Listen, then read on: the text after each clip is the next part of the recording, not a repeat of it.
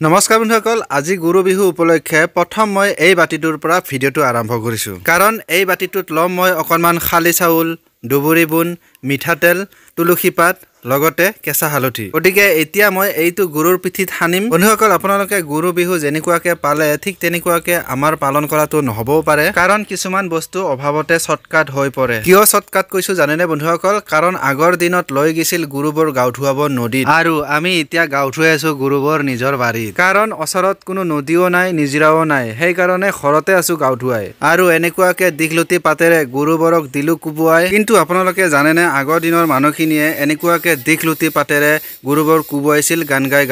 মই হ'লে একো গান গোৱা নাই, কাৰণ আজিলৈকে মই সেই গান শুনাই নাই। আৰু ইফালে গুৰুকেইটাৰ কাৰণে কি ৰেডি কৰিছোঁ আপোনালোকক দিছোঁ এবাৰ দেখুৱাই। কিন্তু বন্ধুসকল, আজি মই আপোনালোকক এটা কথা কওঁ সঁচাই, আজি লাও আৰু বেঙেনাৰ বাহিৰে একোৱেই নাই। সেইকাৰণে কওঁ বন্ধুসকল, অভাৱৰ ফলত চব নিয়ম সলনি হৈ যায়। গতিকে এতিয়া লাও বেঙেনাখিনি আনিলোঁ উঠাই, আৰু এই লাও বেঙেনাৰে গুৰুকেইটাক দলিয়ালোঁ উঠাই মুঠাই। নাজানো আৰু সিহঁতৰ বা কিমান বিষায়। আৰু এতিয়া গুৰুকেইটাক দিলোঁ এৰিয়াই, আৰু শেষৰ গুৰুটোক এডাল ৰছাৰে দিলোঁ পিঠিত 7 পাক ঘূৰুৱাই। আৰু এই ৰছাটো কিন্তু ডিম পথাৰত পেলাই। বন্ধুসকল, আপোনালোকে জানে নেকি এই ৰছাটো কিয় আহে পেলাই? যদি জানা আপোনালোকে, তেতিয়াহ'লে দিয়া মোক কমেণ্ট বক্স ভৰাই, কাৰণ ময়ো নাজানো কিয় দেই পেলাই। গতিকে বন্ধুসকল, দি আহিলোঁ ময়ো পেলাই, আৰু আজিৰ ভিডিঅ'টো এইখিনিতে শেষ কৰোঁ। গতিকে